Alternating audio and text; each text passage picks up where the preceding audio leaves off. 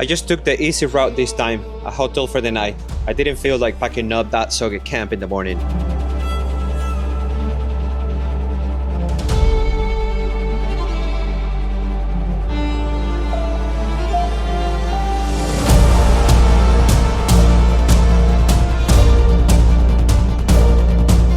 Onion Creek and Kokopelli Trail take you through some of the Utah's most dramatic changes in the scenery.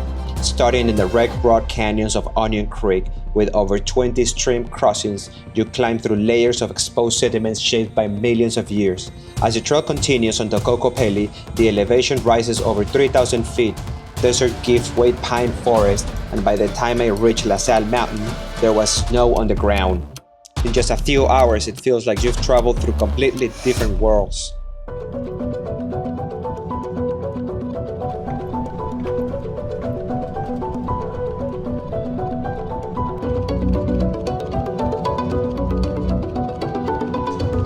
While driving to my next location, I came across dinosaur tracks right on top of a mountain.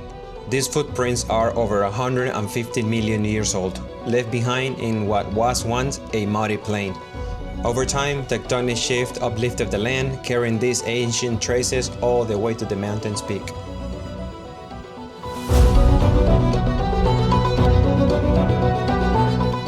After a quick change of plans, I found myself camping near Porcupine Rim at 6,800 feet elevation. Snow still clung to the ground and a cold night was definitely on the way. Time to get fire going and stay warm.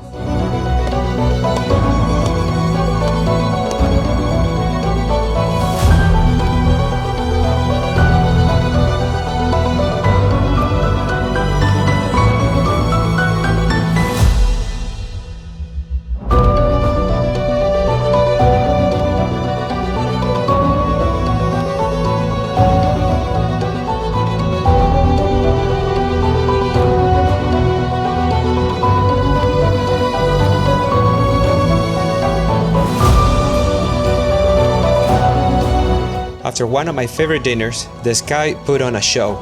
First with a golden sunset stretching over the rim, followed by a crystal clear night full of stars.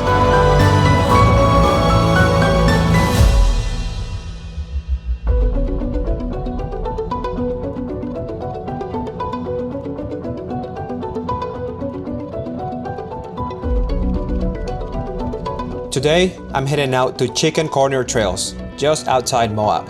This route follows an old mining road along the Colorado River.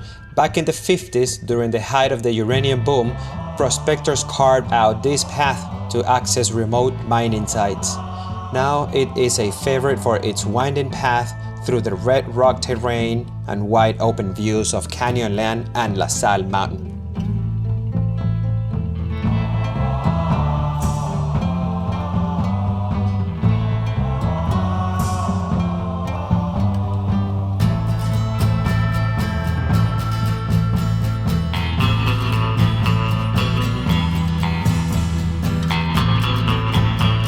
With the trail behind me, it's time to put the easy inflate compressor to work and air the tires back up. It took less than 10 minutes to inflate all 4 tires, quick and easy. I make my way to Hanksville, a small desert town with some of the most fascinating geologic history in the region. Surrounded by layers of sandstone, shale, and ancient riverbeds, this area reveals over 150 million years of Earth story. The landscapes here are so otherworldly. They've been even used for Mars simulation missions. In fact, just outside Hanksville is the Mars Desert Research Station, where teams from around the world come to simulate life on Mars.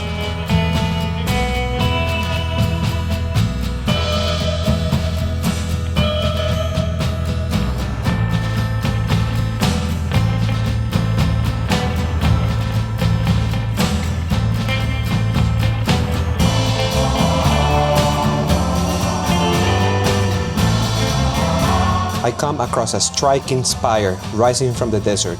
This imposing rock formation stands stark against the barren clay landscape, where harsh conditions and minimum rainfall keeps most plants from growing, giving the area a lifeless, almost surreal feel.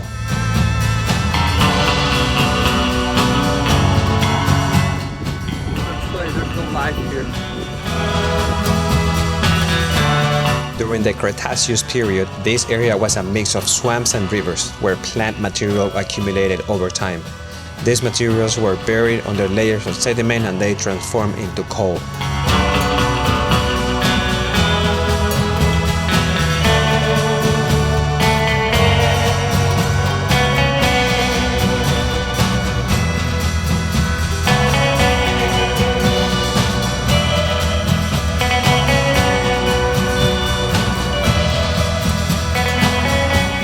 After another starry night, I wake up to a landscape that feels like the surface of the moon, barren, rugged, and untouched.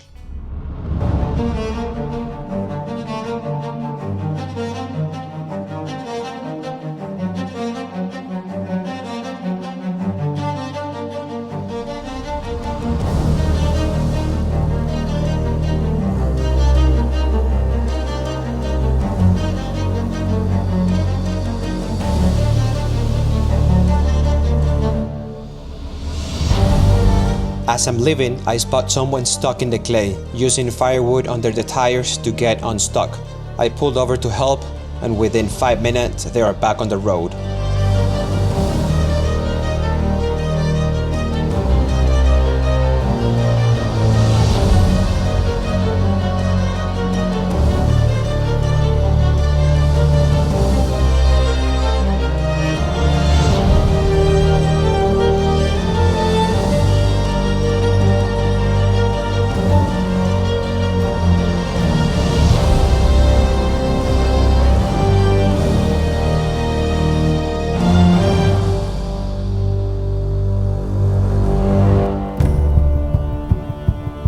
After a quick drive through Capitol Reef, named for its dome-like rock formation and reef-like cliffs, I enter hills of bentonite clay, formed from volcanic ash, soft and fragile, easily shaped by wind and rain. It's a delicate surface, so always stay on the road and avoid stepping on it.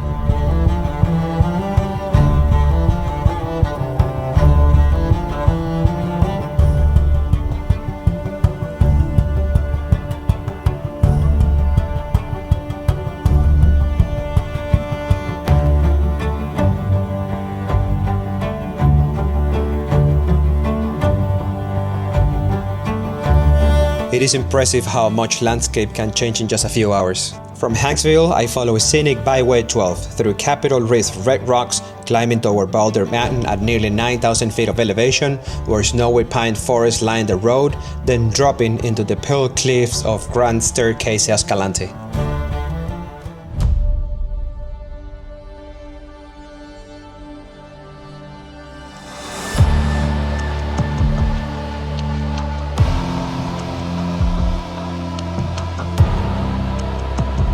Bryce Canyon, 8,000 feet.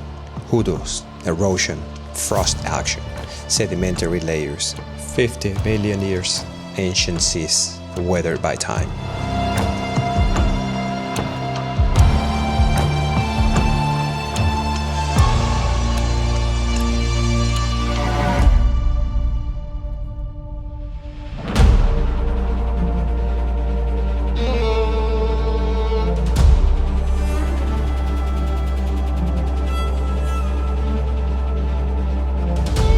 Here I am in the tent, super cold night we're gonna have here. We're expecting 29 degrees in the morning. I'm gonna have this little buddy helping me out to stay warm. In the meantime, I'm just checking up some of the footage to see how everything's coming up.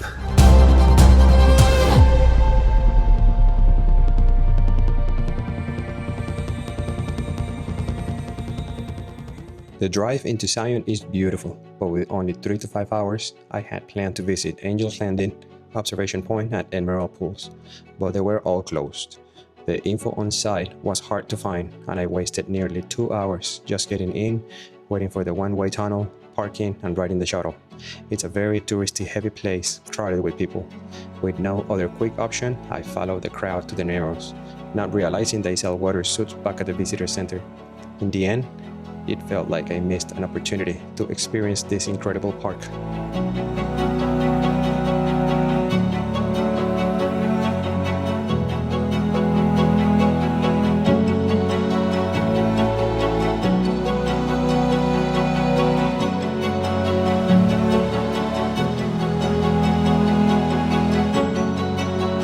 Driving to my final camping spot, I passed striking formations of sandstone, shale, and limestone, sedimentary layers dating back to the Jurassic period. This spot overlooks Lake Powell from the high desert, once the second largest reservoir in the US, now sitting at historic lows, over 180 feet below where it was 25 years ago, a result of long-term drought, rising temperatures, and overuse of the Colorado River.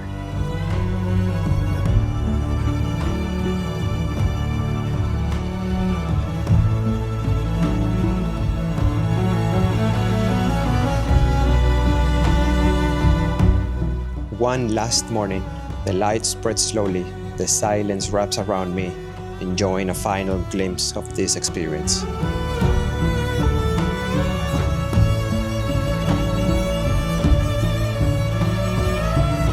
"14 days, over 4,000 miles, and 145 hours of driving, and memories that will stay with me forever.